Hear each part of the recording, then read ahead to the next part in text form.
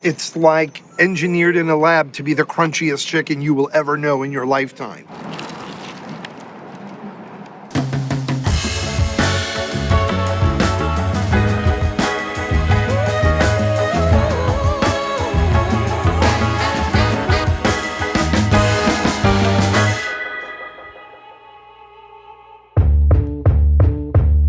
Crisp and crunchy on the outside, yet hot and juicy on the inside, the perfectly cooked piece of fried chicken is undoubtedly the union between texture and flavor. The simplicity of making fried chicken actually belies the ridiculous amount of skill it takes to cook it well. One of my pro moves is actually to ball out a little bit and enjoy my fried chicken with a glass of bubbly. I think that the sort of sharpness of the bubble and that wonderful fruity acidity cuts through and balances that sort of rich, greasy goodness that makes fried chicken so great. And that's why I have, riding shotgun, this lovely bottle of Corbel, California champagne. Now, in this episode, we are going to my hometown of Brooklyn, New York, to try some unbelievable family-owned Korean fried chicken. But first, we are going to go up to Harlem to Charles Pan Fried to see how North Carolina-born chef Charles Gabriel is bringing Southern traditional fried chicken to the hungry fried chicken diners of New York.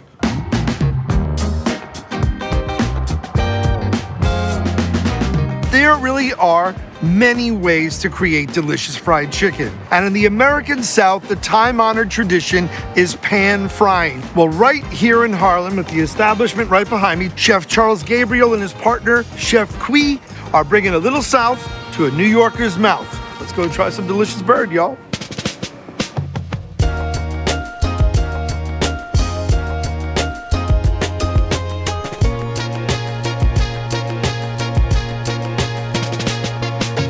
You guys see two handsome men in chef coats. You are actually looking at fried chicken royalty. This is Chef Charles Gabriel. This is Chef Kui. You're from North Carolina? I'm from North Carolina. Where do you hail from, Chef? Down the block, Harlem. When I was 7 years old, I saw this man cooking in the kitchen. And that was my passion. He used to feed Harlem for free.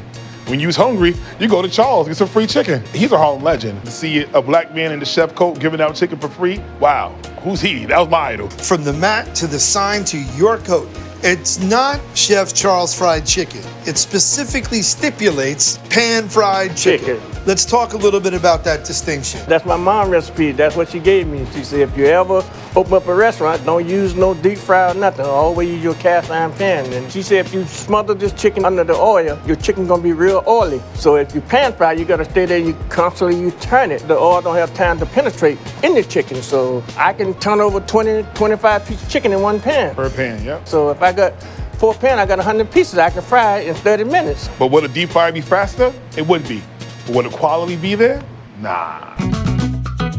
How can you tell when you enter a fried chicken establishment that it is good chicken? Well, I'm looking for the flavor.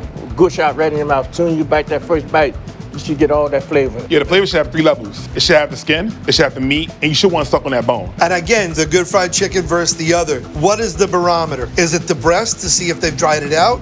Is it the dark meat to see if they got good flavor? Dark meat is a cheat code, though. The breast. If they could cook a good breast and it's still juicy, then they got something going on. They got something going on, that's true. Dark meat was my favorite until I had his pan-fried breast, because it's just as juicy. Flour coating versus batter. Do you have a preference? I use the flour because when I go into my egg wash, I fluff it up good and I shake the flour off. Then I fry it. Then they give me that thin crust. I don't like heavy crust on my chicken. I don't like the double batter. I don't like none of that. People have a misconception, in my opinion, of fried chicken strictly as a fast food product. Real fried chicken has a recipe, a craft to it.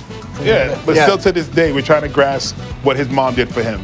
Caught the chicken, plucked the chicken, you know what I mean? Went to his mom and he cooked that chicken with her at that cast iron pan. And he took his time. You're capturing his history.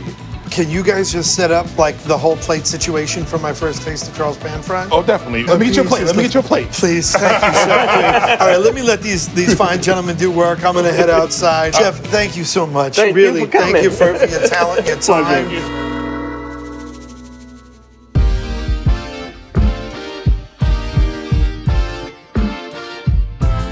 So we have their authentic pan-fried chicken, the smothered chicken. I've never seen a piece of cornbread that looks quite like an adobe dwelling. Gorgeous black-eyed peas. Collards, can't imagine a meal like this without them. Their baked mac and cheese, and then the yams. A little bit of honey, maybe a little bit of cinnamon. And according to both of the chefs, the breast is something that usually would dry out first.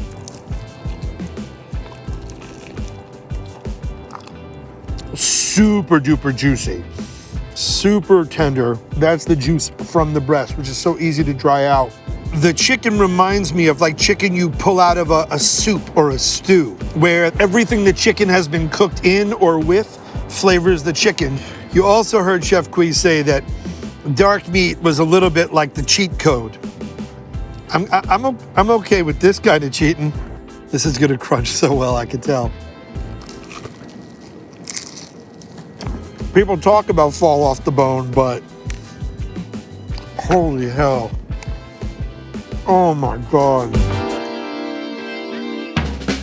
The pan frying becomes kind of just like a textural element. It's almost the way you might sear a steak just to get that texture. I don't know about y'all, when I eat fried chicken, once the crispy skin is gone, I kind of lose interest. This is the opposite of that. It's about kind of like what Chef Kui said, the flavor penetrating all the way down to the bone. Pan-fried chicken is something that takes time, takes talent, and takes tradition to pull off well. And it's all right here at Charles Pan Fried. Now, I will continue to wolf down this delicious, delicious meal, but then I get a chance to experience how another culture approaches the crispiness of the beautiful bird. We're going to try a different kind of KFC, Korean fried chicken, in my hometown of Brooklyn, New York.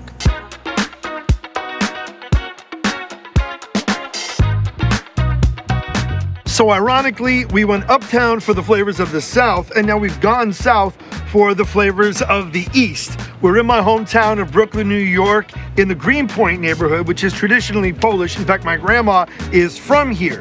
But right here sits Peeps Kitchen. And this adorably named restaurant is serving up some of the most aggressively delicious Korean fried chicken you're likely to find anywhere in the city. Want a good pro move?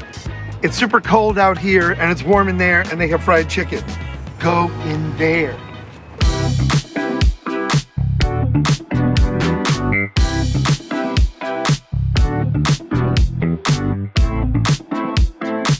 One of the great things about Peeps, in a world full of chains, this truly is a family-owned business. You have dad and mom and daughter. Are y'all my peeps? Bring it in if y'all my peeps. Come on, bring it in there. Come on, to all of y'all. Come on, get my peeps right here. This is your first restaurant in the States or in New York? In America. In America. You had restaurants in Korea? I had in that time 13 restaurants. 13? I was the owner of franchise company. Of fried chicken or? Fried chicken. Korean fried chicken is the taste sensation sweeping the nation. The traditional way to make it is to fry it twice, yes? No, No? not actually. Wait 1 second now. I gotta figure this out. I've always been told, oh, Korean fried chicken is double fry. And you're saying not true. It's not true. If it's done it well and proper ways, one time, one fry is good. Only one item we try to double fry it is a kangjang. That's the only chicken we have on the menu that has the sauce on it, because everything else you have to get the sauce on the Like side. the dip. Only the customer who want to in rush. So I explained to them, I can do it 10, 15 minutes for this, or you want fresh one, you can wait 30 minutes. But do you agree that the real pro move, if you want the best Korean fried chicken experience, you wait the 30, 40 Fresh, minutes? yes, of course. Take me through this recipe, peeps. We get the chickens, and normally 24 hours before we start marinating overnight. What part do you use? Thigh? Do you mix We it up? have a wings and drumstick Wing, and thigh. drumstick, thighs. That's it. Korean people love drumstick. If you don't eat Really? the drumstick, it means you didn't eat the chicken. And that's only for What daddies. happened more like that? Normally. Really? Yes. Drumstick is for dad. What are you doing to flavor the chicken? We use the gochujang, gochujang. Yes, fermented pepper paste. And then what do you coat it with? Is it like a batter or is it like a coating, like a flour coating? He does both way. How? Two steps. one batter and the flour. So that's how you get that crispy candy coating chicken shell. Yeah. All right, now I'm beginning to learn the method to the madness. How long do you have to fry it to make it It perfect? depends on the temperature. Depends on weather. I love that. I've only heard that from pizzaiolos, but I never thought about that for fried chicken. Oh, it does too. Very important. So what are we clocking in at this time of year in the fall? How many minutes you thinking? Around 12 or 14 minutes. Really? Yeah. Like the man looked out the window. That's what blows my mind. All right, let me let you get after it for the next 14 minutes while you get your stuff done. Thank you very, very much. Thank you so Kamsahamnida. much. Okay, my peeps, this is the combo from Peeps. A little bit of everything. You eat with your eyes, right? As someone who likes anything crunchy, you got the tight. Come on in. Come in here, please. I'm gonna rotate it slowly on Home Shopping Club. You know as well as I do, that is going to crunch like stepping on ruffled potato chips with soccer cleats.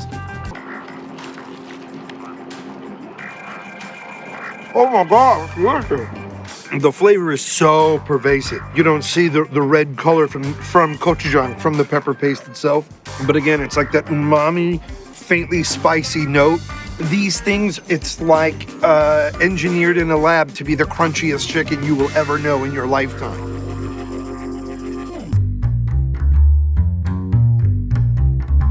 So this right here is the kangjang chicken that we were talking about before, the pre-glazed chicken. This is a regular boneless thigh chicken, and then it turns into our padak or scallion chicken.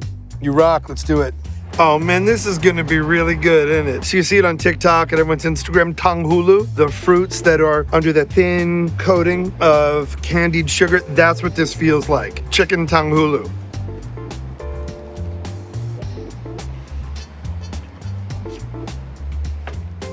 Like I had one and I don't conceivably see how I can stop eating it now. Hey, can you come into the shot? No, you, please come into the shot for a second. And I'm not bringing him in because he's of Korean descent. It's just because we need the cameras to document this and he's an audio. Please try, please. Watch his reaction. He's not full of shit. So good. So good. Now he's on audio. If he wanted a bigger soundbite, he could do it. But he's overwhelmed right now. Yeah. In New York City, there are undoubtedly multiple hotbeds of Korean culture. Yet here in Greenpoint, a place that my grandma used to get red cabbage and kielbasa from, you're finding a different kind of family tradition. That said, I have a lot more chicken to eat and we're losing daylight. So here's your pro move. When you have delicious food in front of you, find a poetic out and then eat chicken. Can I have something in my cheese? Well, we've had two very distinct styles of fried chicken today, one from the American South and one from South Korea, and we are just pecking at the surface of the delicious world of pollo frito. At the end of the day, it doesn't matter whether you use a pan or a deep fryer, because when you're making one of the world's most beloved foods, it's ultimately about telling your story, connecting with your community, and using time, technique, and tradition to feed amazing people with love and to blow their taste buds away. I love these places, I know you will, and I love bringing them to you. It's one of the many reasons I am so grateful to the good people at Korbel California Champagne for sponsoring this first season of Pro Moves. Wherever you eat, whatever you eat, may your life forever be sweet. Eat mightily, chew carefully. I'm Adam Richman, this is Pro Moves. Eat like you've been there before. Cheers.